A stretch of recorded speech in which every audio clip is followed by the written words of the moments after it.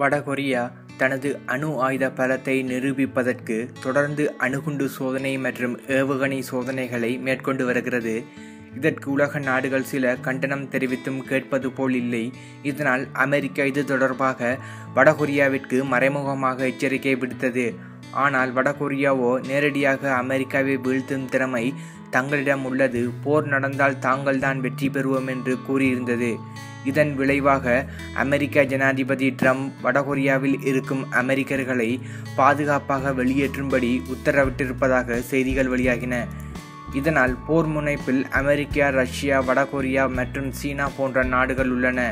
இந்த நிலையில் பிரித்தானியா பாதுகாப்பு செயலாளர் மைக்கேல் ஃபாலன் பிரபல செய்தி நிறுவனத்திற்கு பேட்டியளிக்கையில், பிரித்தானியாவின் பாதுகாப்பிற்கு அச்சுறுத்தல் ஏற்படும் பட்சத்தில் தேவைப்பட்டால் அணு ஆயுதத்தில் முதலில் பயன்படுத்தும் தயங்க மாட்டோம் என்று எச்சரிக்கை விடுத்துள்ளது.